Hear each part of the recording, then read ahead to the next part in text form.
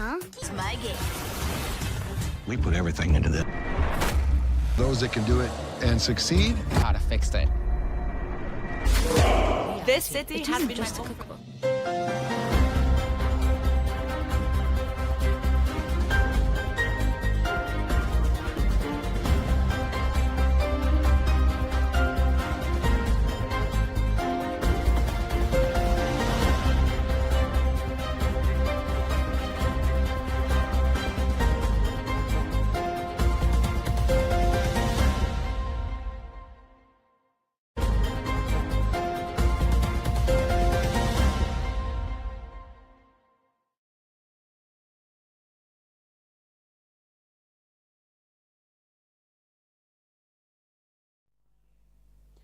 It's time for news on Luntha television with me, Charity Shilanka. Let's have a look at the top stories.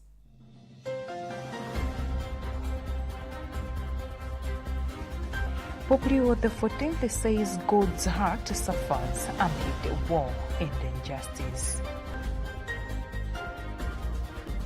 High Court sets April 15th for directions in Dr. Victoria Bobby murder case as public awaits justice. Farmgate prices trigger mixed reactions among stakeholders. And in other news, Wadani claims a landslide victory in Benin presidential vote.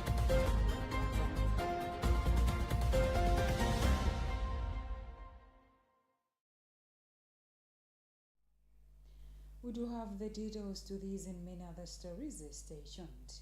Pope Leo XIV has said that God's heart is deeply wounded by wars, violence, injustice, and lies, while remaining close to the humble and those who seek to build peace through love and service.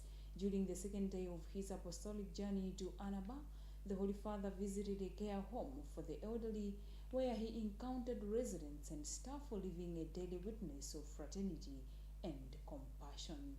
We have a Vatican News reporter read in our studios by Tandiwe and Sumara. After visiting the archaeological site of Hebrew Regis, where St. Augustine once served as bishop, the Pope spent time at the Maison Care Home for the elderly, run by the Little Sisters of the Poor. In his brief address, Pope Leo XIV told the residents that God dwells there, emphasizing that wherever love and service are present, God himself is near. He expressed gratitude to Salah Boshoma, an elderly Muslim resident, for these words of welcome and for highlighting the spirit of mutual respect and peaceful coexistence fostered within the home. The Pope noted that such fraternity is a sign of hope and a reflection of God's presence. Reflecting on the suffering in the world, the Holy Father said God's heart is torn apart by wars, violence, injustice, and lies, adding that God does not dwell with the arrogant or the proud, but with those who humbly serve others. He stressed that God's heart is close to the little ones and the humble who build his kingdom day by day through acts of kindness, friendship, and solidarity. The Pope was also welcomed by Paul Desfarges, who praised the sisters and staff for their loving care, describing their daily work as small miracles that bring people together. Pope Leo thanked the Archbishop for his witness and recalled the words of Jesus in the Gospel that the Father reveals his mysteries to the little ones rather than to the wise and learned. He concluded by expressing his gratitude to the residents and the Little Sisters of the Poor for their testimony of love and peace, and presented them with a mosaic of the risen Christ as a sign of hope.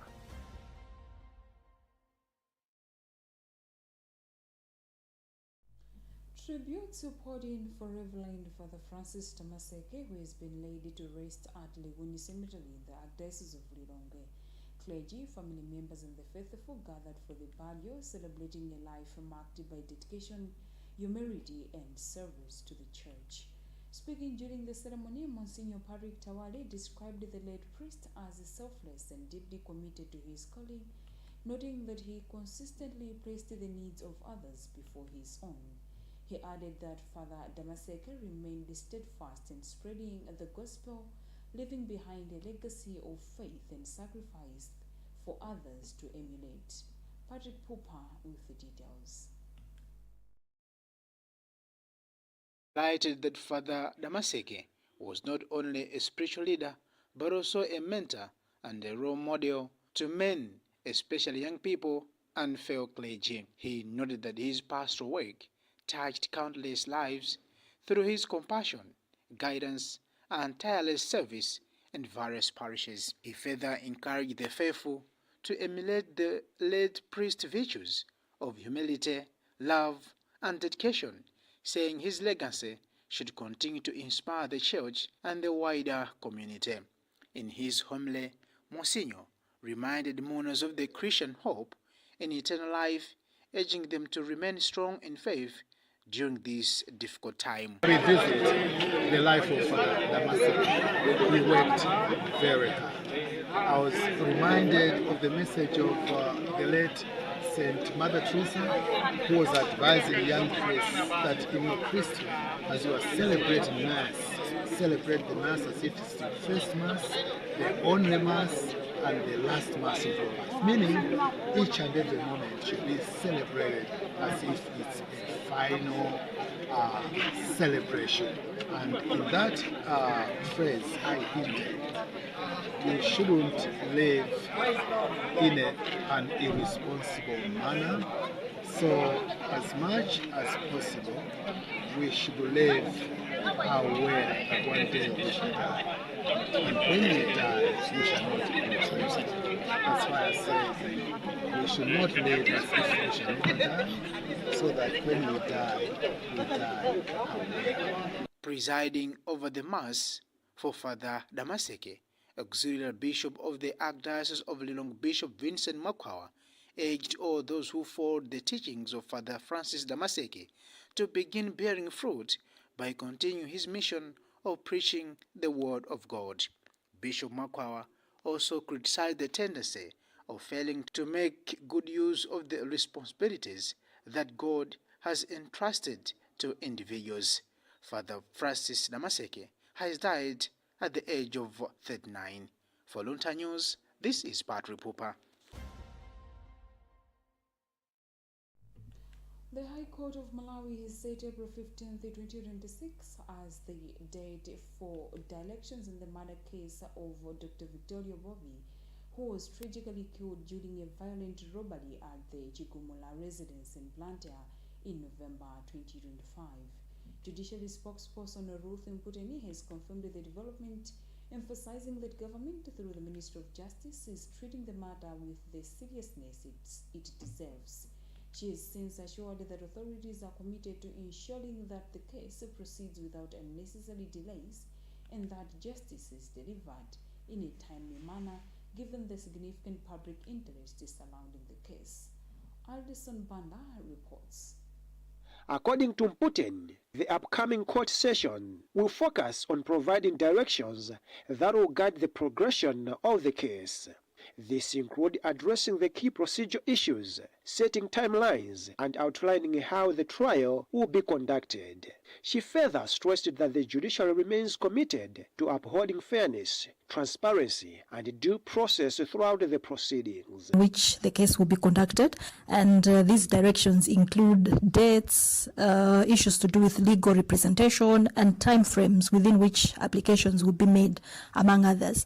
So all these factors will provide a clearer indication of how the case is likely to proceed. Meanwhile, women rights activist Memory Gisenga has expressed concerns over the pace at which the case has progressed, describing the delays as unfortunate considering the brutal circumstances of the killing. She noted that although arrests were made, movement towards the trial has been slow, raising public concerns about the efficiency of the justice system. We want this case finalized as soon as possible, but also let's not pay a blind eye to some of the issues that are coming out as a justice system. I think there's need to do a proper investigation. Concurring with these concerns, legal expert Justin Zonzi says the case goes beyond an individual tragedy, describing it as a reflection of the broader need to strengthen the justice system and enhance protection for vulnerable groups, particularly women.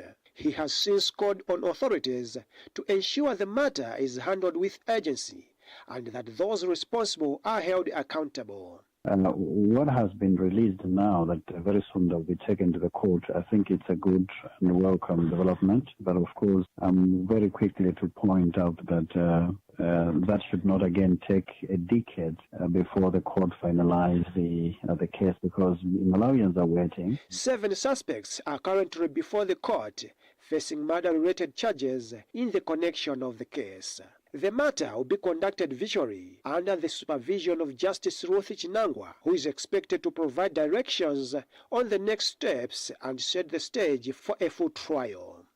Dr. Bobbe, a respected medical specialist at Queen Elizabeth Central Hospital and a lecturer at Kamzu University of Health Sciences, was shot after unknown assailants forced entry into her home and demanded money. Her killing sent shockwaves across the country, particularly within the medical and academic communities, and has heightened concerns over the rising violent crime and security challenges.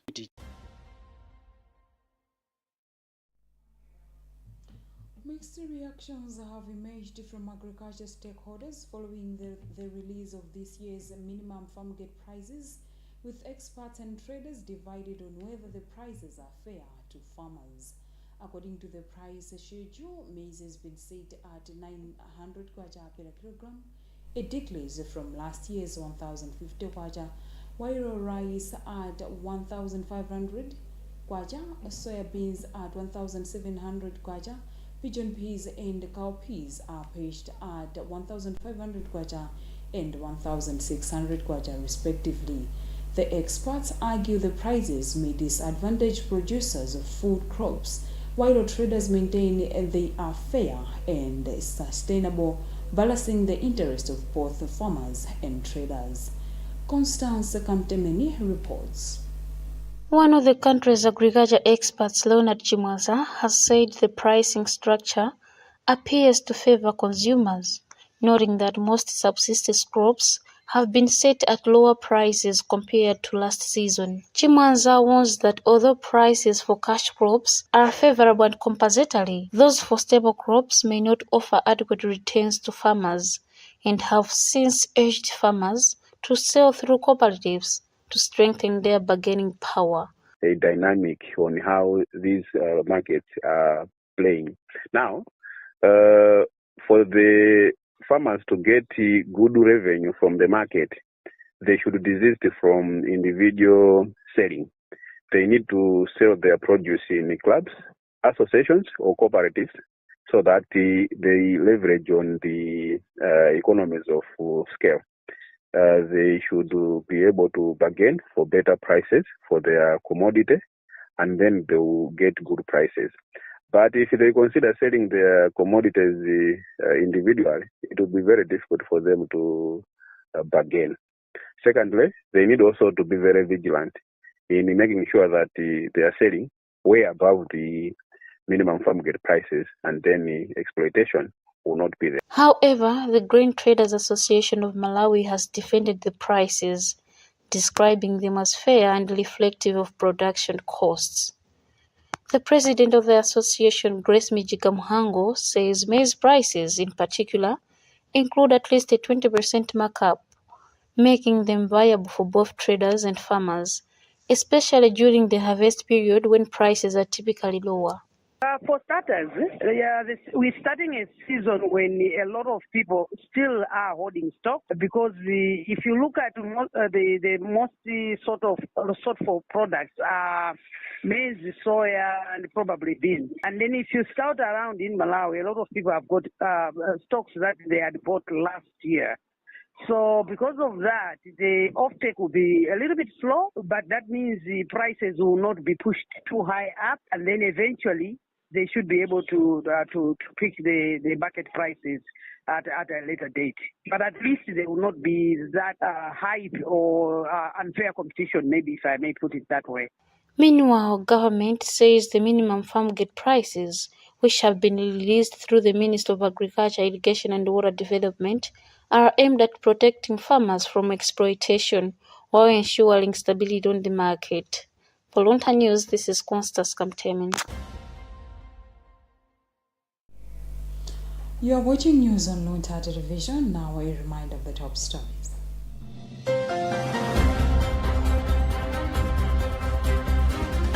Pope Leo XIV says God's heart suffers amid war and injustice.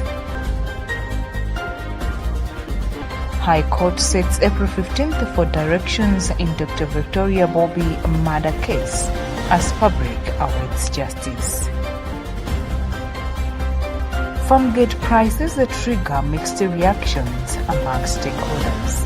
And in other news, Wadani claims a landslide victory in Benin presidential vote.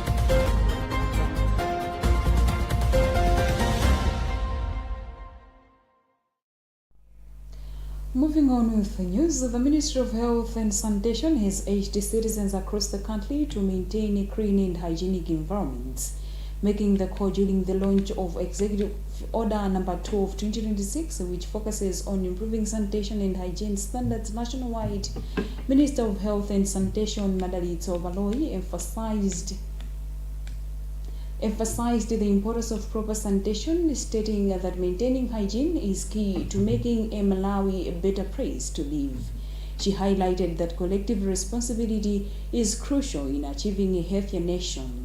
Emmanuel Georgia with the details. Speaking during the launch, Baloi described sanitation, hygiene and environmental management as key drivers of socio-economic development.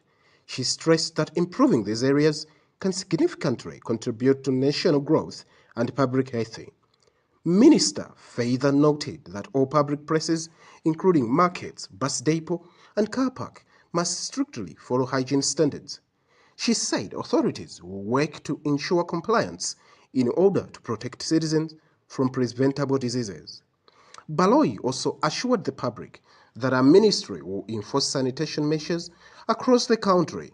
She added that government is committed to make Malawi corridor-free as outlined in the executive order.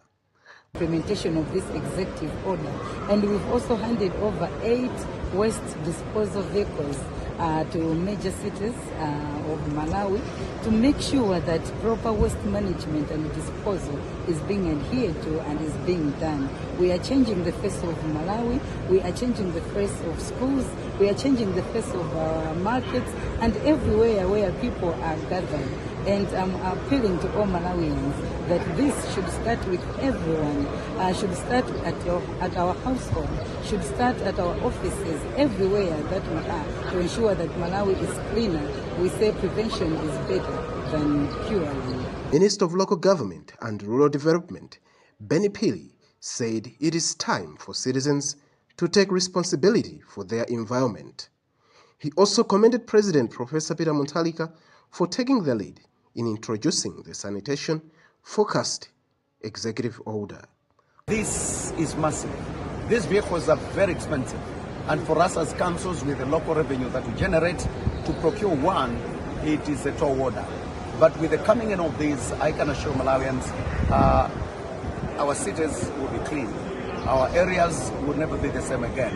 We have already drawn a roadmap on how best we implement this executive order, and it is my belief that we will live to the expectations of Malawians in as far as service deliveries on sanitation and hygiene is concerned. Meanwhile, Waste Management Representative Ule Muchiluzi has applauded government for prioritizing hygiene and sanitation. He noted that the country has been lagging behind in waste management, and the initiative is a step in the right direction. Through the responsible Ministry of Health in collaboration with the Ministry of Local Government. So we are proud of this initiative that has been taken. We strongly believe, as a member of Westnet, that this is the first step.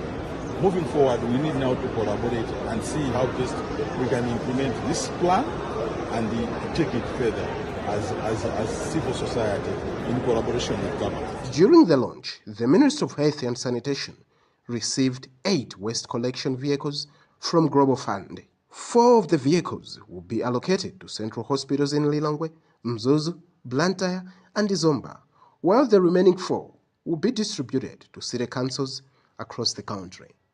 For Luntha News, in Lilongwe, this is Emmanuel Georgia.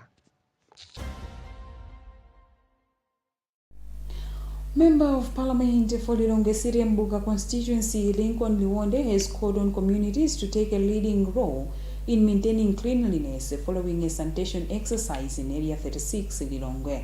The exercise, led by Minister of Health and Sanitation Mandalizo Aloyi, involved a market cleanup and a demonstration of proper waste management using newly provided equipment. Liwonde said the initiative is keen promoting public health, stressing that communities must take responsibility to prevent disease outbreaks linked to poor sanitation. Judith Organ has filed this report, read in our studios by Kalista Kamendo. Liwonde expressed appreciation for the waste carrier trucks provided to the area, saying it will provide waste collection and ensure proper disposal at designated dump sites. He emphasized that without proper sanitation, communities will remain at risk of diseases, adding that cleanliness is essential for healthy living. My belief and the belief of the community here at Mbuga is that there is no wealth without health. So for us, sanitation is very important, as you have seen the minister giving a demonstration that if we are clean and clear in our community, we can therefore avoid diseases. So it's a very important occasion today. Meanwhile, Baroi said the exercise is part of the broader strategy to demonstrate hygiene practices and prevent diseases such as cholera and diarrhea, especially in markets and schools. She added that the ministry will roll out training for markets and school leaders to ensure hygiene standards are maintained across communities. Going beyond cleaning, this is just a demonstration. This is just to show the community around the Area 36 to say cleaning matters. But we'll go beyond this. We'll make sure the strategy finds each and every Malawian wherever they are, and we'll continue to sensitize the communities. We will continue to make sure that every Malawian understands that cleanliness is next to godliness. The Ministry of Health and Sanitation conducted the sweeping exercise in Area 36 as part of effort to promote proper waste management and hygiene living. End report.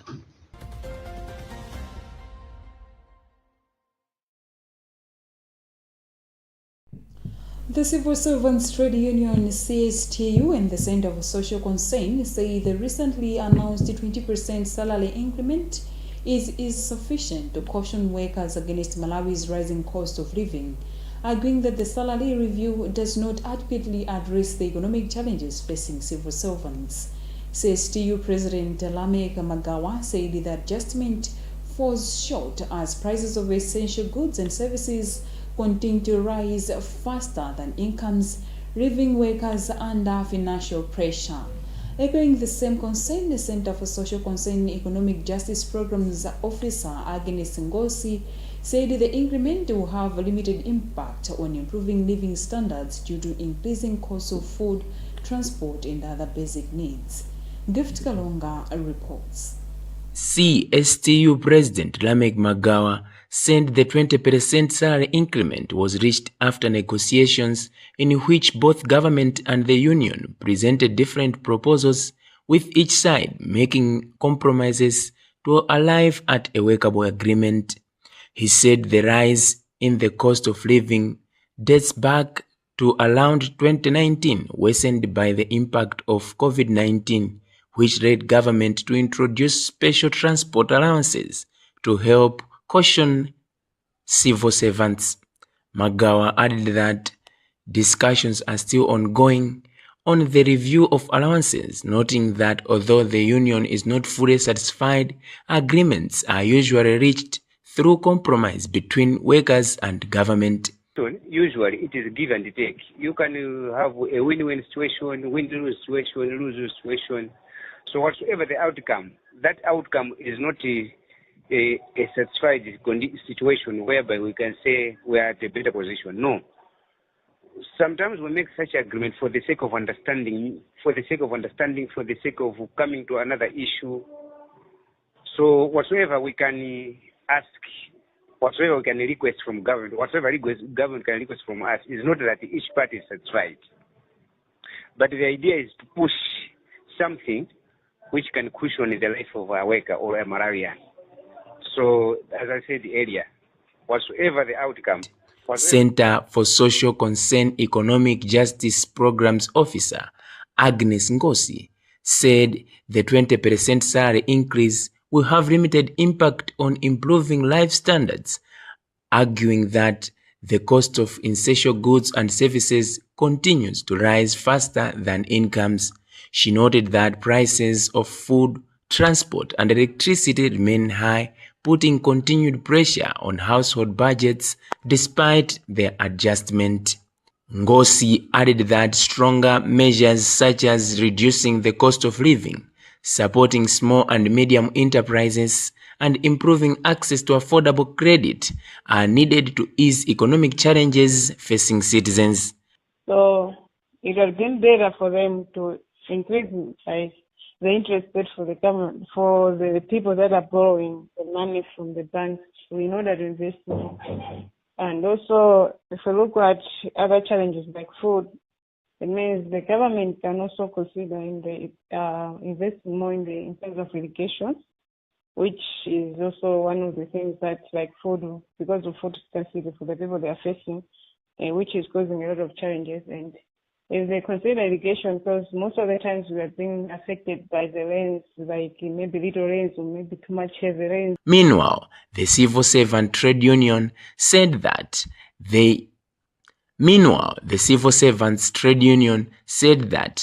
they are still engaging the government since their proposed increment percentage was 30 to 40%. For Luntha News in Lilongwe, this is Gift Kalonga. In the news across borders, Romadi Wadani has secured a decisive win in Benin's presidential election, taking 94% of the vote, according to provisional results released by the Electoral Commission. Wadani's main challenger, Paul Ohomp, conceded defeat even before the final count was complete, offering his Republican congratulations and calling for unity beyond political divides. We have an African News reporter read in our studios by Etandiwe Nzumara. Despite the landslide, turnout was uneven, particularly in urban areas where participation ranged between 20 and 40% in some polling stations. Overall turnout stood at 58.75%, with observers praising a generally peaceful and well-organized vote. Backed by outgoing President Patrice Talon, Wadani's victory signals continuity after a decade of economic growth and infrastructure expansion. However, major challenges remain, including high poverty levels and a widening wealth gap, as well as rising jihadist violence in the country's north. With presidential terms now extended to 7 years, the next elections are not until 2033, leaving Wadani with a long mandate to address security and social concerns.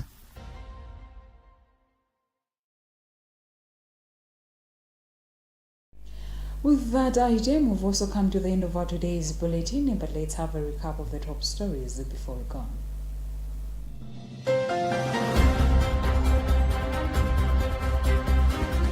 Pope Leo XIV says God's heart suffers amid war and injustice. High Court sets April 15th for directions in Dr. Victoria Bobby murder case as public awaits justice. Farmgate prices that trigger mixed reactions among stakeholders. And in other news, Wadani claims a landslide victory in Benin presidential vote.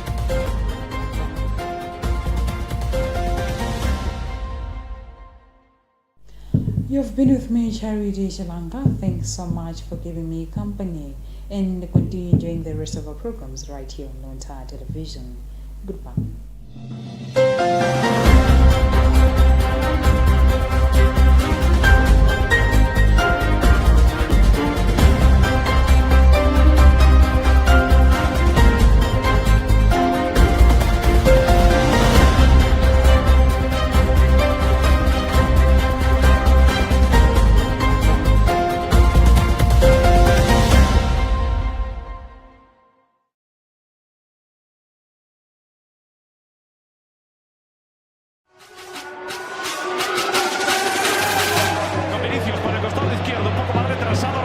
izquierda, tiene